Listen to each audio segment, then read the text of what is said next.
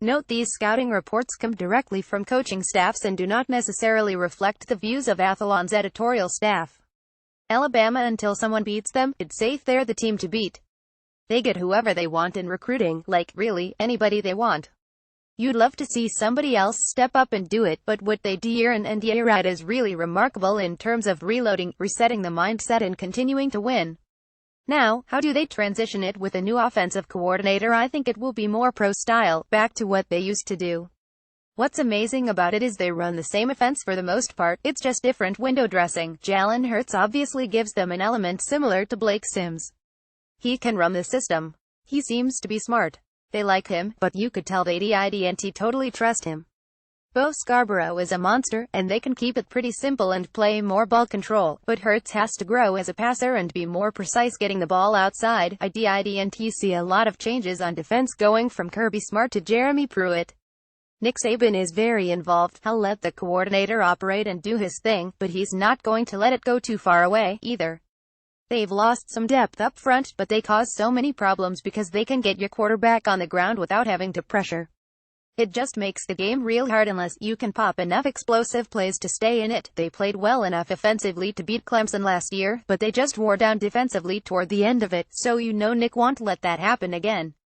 Related ranking all 130 college football teams for 2017 Arkansas. I think their offensive coordinator Dan Enos is awesome, just really, really good. For instance, everybody's been shipping defensive ends the same way forever, where you put a guy in the backfield and he puts a shot in the outside ribs as he's running by them. Well, Enos attached a tight end outside the tackle and widened the end out, and the tight end released through the defensive end and got him a route runner. You watch that and the light comes on, like, that's a really good way of doing that. There's just a lot of little things you pick up watching them and go, that's a hell of an idea. I really like watching Arkansas and what those guys do. Bringing those RBs back plus the quarterback and their all-six center, they're going to be potent. They do stuff no one else really does anymore in terms of lining up and playing smash-mouth football. It's hard to defend. They have elements of the spread, but they'll shift, they'll motion, they'll speed motion. They make you play a way you're not used to having to play, and in our league it's really just them and maybe Georgia and Vanderbilt who play that way. I guess their defense struggling as much as it did last year is why they made a change at coordinator. I don't know how much background Paul Rhodes has as a 34 guy, but they're going with it full bore because they just have such a hard time defending the spread. I think also people have an easier time finding outside linebacker bodies than defensive end bodies. Auburn. It'll be fascinating to see what happens with Chip Lindsey coming in. I think Gus Malzahn is going to let him do what he wants. That's the rumor, anyway. I think if that's the case, their passing game will be more dynamic than you've seen in the past from them. I guess the QB from Baylor, Jarrett Stidham, is supposed to be pretty good, but we just haven't watched him much. I'd guess they have a chance to be sneaky good this year. They've done a great job recruiting. You look at Carl Lawson, Montravius Adams, guys they've moved on to the NFL and think they may have a dip, but they started a freshman last year with Marlon Davidson, and they've got another wave of younger guys they were grooming. I think defensively they've done as good a job as anyone recruiting other than Alabama. They're a little younger at linebacker, but they're really good up front, and with Javaris Davis and Carlton Davis coming back in the secondary, they'll have a chance to be one of the better defenses in the league. Why haven't they been as good offensively? I wish I had an answer for that. I think it came down to inconsistency at quarterback. I thought Sean White did a better job of doing what they wanted, but he couldn't stay healthy. John Franklin, they tried to make something out of nothing. Now they're saying he's going to play receiver and he's quick, man, so maybe they'll get some production out of him. But I think if Gus lets Chip do his thing, it'll look a little more like Southern Miss a couple years ago, where they were throwing it around a lot. Related college football bowl projections for 2017 Florida. They're going to drop off on defense. It's kind of an obvious thing to say, but they're losing a lot of players who played a lot of football. They'll have to invent some things to rush the passer this year, and I'm not sure if they can because Randy Shannon likes to keep things simple. It's a lot of pieces to replace, and the biggest thing they won't be able to do is just rush 4 every time. When we played them, I think they blitzed us 3 times, and they could do that because they could just whip you with the front 4, and they can't do that anymore. The linebackers don't scare you at all. Marcel Harris, now out for the 2017 season, has turned into a good player. He's long, physical, gets guys on the ground, and he's grown up a lot, but he doesn't frighten you like Keanu Neal roaming in the back end. Duke Dawson played at nickel last year, and if you weren't good in the slot, your slot's not getting open against that guy. But are they going to have to move him outside to account for Teez Tabor and Quincy Wilson leaving? They've recruited well on defense, but not great. This is a make or break year for them on offense. They need a QB and everybody knows it. Antonio Callaway is a damn good player, and he has had some issues. Their top 3 receivers are all really good players, and Siontai Lewis and DeAndre Goolsby are good tight ends. The way they change their offense week to week and the number of formations is an issue. It's hard to replicate during the week because you'll see something you haven't seen before. Georgia, I think they're the big question mark in our league. Talent-wise, they're getting better than everybody in the East in very short order. Everybody knows what the blue chip count relative to the rest of the division was in recruiting this year. Kirby Smart has done a really good job. He's locked down the state, brought in a bunch of good players, and he basically signed everybody he's supposed to sign. I respect what he does on defense, but I would say he's not the most problematic of everyone we play. It will be a lot more interesting once he's got 2 full springs and his kids know what's going on. They tried to do a bunch of stuff the first couple games last year and Ole Miss just beat the crap out of them, and they simplified some things. They didn't do a bunch of screwy stuff later in the year, so I think they'll be better. To be honest, I think Jacob Eason is a pretty average quarterback. I really don't know how much he likes football. It's hard to dispute his talent, and he can make every throw. But when you watch him, he's not consistent at all. He's as physically gifted as anybody around, but he doesn't scare you. The tight ends they have, Isaac Nauta and the kid from Charlotte, Jeb Blazevich, those 2 are as good of a tight end tandem as there is in football. They're just tough, physically gifted. Jim Chaney does a good job with the multiplicity of their run game, and they always outgap you on the perimeter.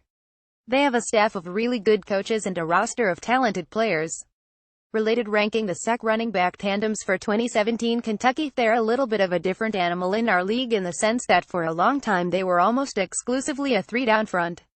They play a little more 4-down now, but they will bring a lot of pressure from both sides, field and boundary, and they do a good job of disguising and moving pieces around. They're a lot better at corner than anyone gives them credit for.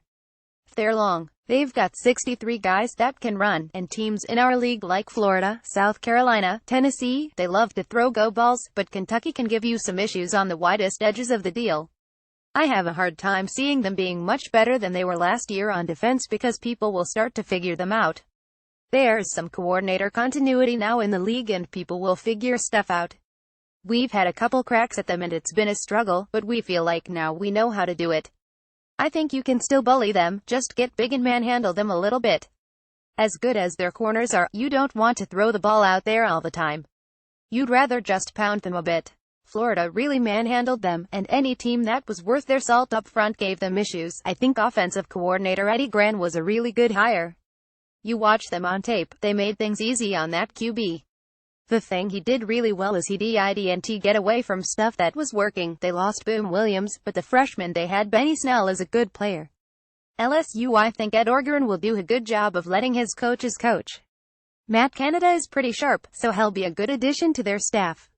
He's very creative, and if you watched him at Pitt, especially their game against Clemson last year, he did an awesome job.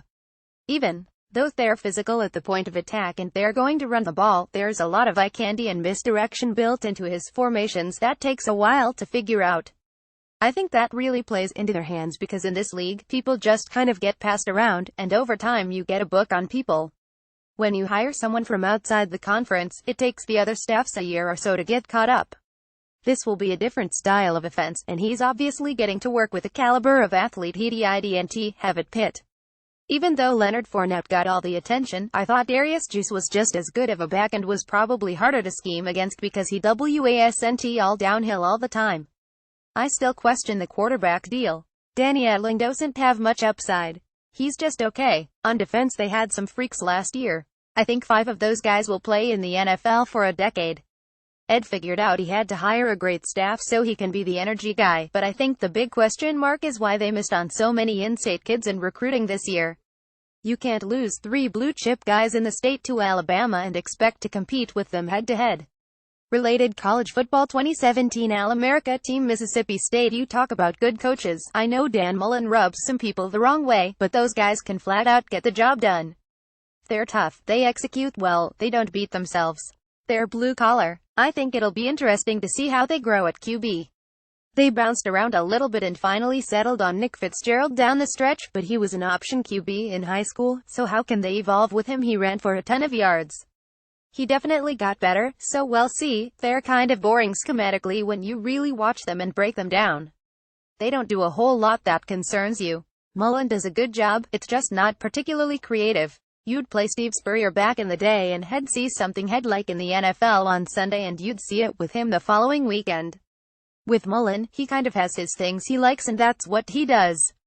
There's no newness there. They're always just okay up front.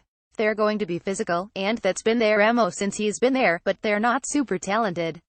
Dak Prescott and we didn't think he was great, but shoot, he's been awesome in the NFL. He obviously made a lot of things right for them, and I don't know if they have that right now with somebody else. They're a developmental program and they brought in some JUCO kids to be stopgap this year, so we'll see. I will say the culture Mullen has built there is awesome. You really have to respect what he does at a place where it's hard to recruit. Missouri, you don't look at them anywhere and go, these guys really frighten me, but they can give you problems when they get in that three-down defense, especially if you're a spread team. Their corners are really bad. If you can't run the ball on them, it didn't matter because you could just chuck it. They've had some very good linebackers the last few years, and I don't know if they've got a kid there now who can continuously make those kinds of plays. They need someone who can make tackles. The Terry Beckner kid at nose is a problem in first and second down, and if you've got him matched up on a center, good luck because he's quick and big and can decide how he wants to play it. Now on third down, when they take him out of the game, they need someone else who can rush the passer. Barry Odom called the defense later in the season and there was a noticeable change in the packages and the way they presented themselves. He moves the pieces around on third down that makes it difficult. Now, it may not matter what they're like on defense because they're the only team in our league running Baylor's offense. They don't throw it down the field as much as Baylor, which I don't get because they have receivers who can fly. Drew Lock isn't the most accurate down the field, but he can spin it. Their offense makes coordinators uncomfortable in this league. The splits they get at receiver, you have to make decisions. Related Sec Football 2017 predictions. Ole Miss, there's so much stuff going on there, who knows what happens. Schematically, they're pretty similar to Auburn but maybe even a little bit more creative. Gus Malzahn and Hugh were good buddies, and their offenses are very similar, which I think works to the advantage of teams in the West. When you break them down, we carried a lot of stuff that we did versus Auburn in practice because they're just so similar. They lost a really good player with the tight end Evan Engram, and Chad Kelly was a tough guy, very competitive. He was a liability off the field, but you'd love to have him on your team kind of guy. Patterson was very up and down at the end of last season when they had to pull the red shirt. It's pretty important that they have a guy back there who can move around because they historically aren't great up front. Defensively, they fell off a cliff and had to make a change.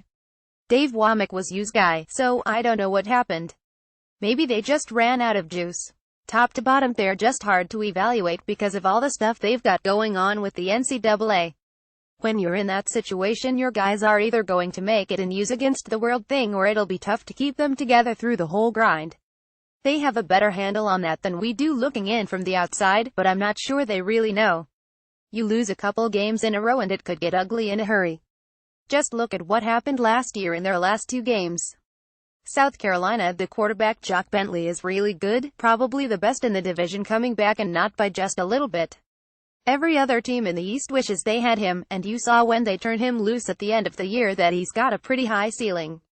They're probably across the board the most talented offensively they've been in years. Hayden Hurst may be the best tight end in the country nobody knows about, but physically he's a monster.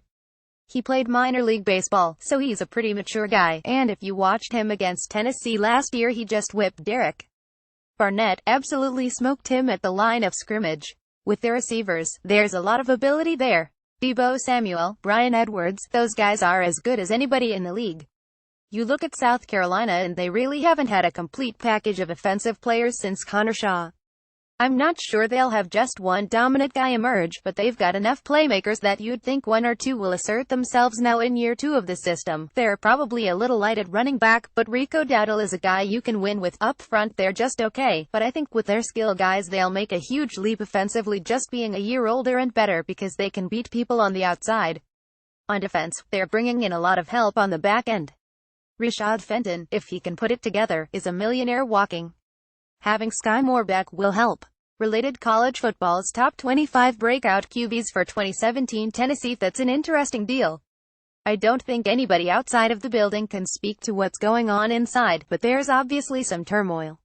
That's a talented team that should win more games than it does. Nobody knows who their quarterback is going to be. The Jarrett Garantano kid physically, I think, can do it. I haven't seen him play in person, but he's got the physical tools. My question is, what are they trying to be on offense? I really don't know. Offensive coordinator Larry Scott was at Miami under Al Golden, so will they be more pro-style, or are they still going to be in the gun? A lot of questions on that. They lose Josh Malone, and that kid was special, just really good, even though they didn't have a quarterback who could throw him the ball consistently. I don't know how they'll be on defense. As everybody over there got hurt, they got really bad, and you can sit there and say it's the coach's fault, but when you're playing with second and third stringers in our league, you'll get gashed, especially on the back end. Vanderbilt hung 45 on them, and it's not like Tennessee doesn't know what they're doing. They lose Cam Sutton, who is a really good player, but the safety Nigel Warrior is going to get a lot of buzz, and it's well-deserved. Their linebackers are really bad relative to the rest of the division, so it'll be interesting to see if that gets exposed. They'll be salty up front if they can find somebody to replace Derek Barnett's production. Texas A&M Kevin Sumlin bounced back a little bit last year, but it still feels like he might be on shaky ground depending on what happens this year. They're as talented as anybody, but for whatever reason they don't put it together very often. I thought they continued to improve on defense, but losing Myles Garrett is definitely something we're happy about.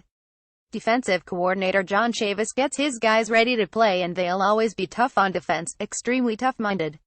I think those guys make really good adjustments in game. We had a great plan against them last year because he's pretty predictable on defense, but he just sits back and watches, and over the course of the game they tinkered with things here and there and made it really tough. He just knows what he's doing. There are a lot of people who have a lot of opinions on what's going on there and why that team isn't winning championships, but at the end of the day you have to win your only on-one battles with guys, and as stacked as they are, they just don't get it done. I thought offensive coordinator Noel Mazzoni did a nice job last year. He's been good forever, and hasn't changed much. He gets touches for his best players and lets them make plays. Last time we played down there was the first time I'd been in that stadium, and I didn't feel like it was hard to play there for our guys at all. For all the stuff you heard about it being crazy and wild, it really wasn't one of the more intimidating atmospheres in the league. Related: ranking all 130 college football head coaches for 2017 Vanderbilt. I think the obvious stuff for them is everybody knows that losing Zach Cunningham is huge, but Oren Burks is a really good player. They lose a couple other pieces on defense, including some linemen, but as long as Derek Mason is there they'll have a good defense. They're varied, and they give you some problems, just in the sense that they're very multiple with their fronts. They make it hard to throw the ball on the outside because they kind of catch and grab your receivers out there, so teaching your quarterbacks to have patience when you play them can be a challenge.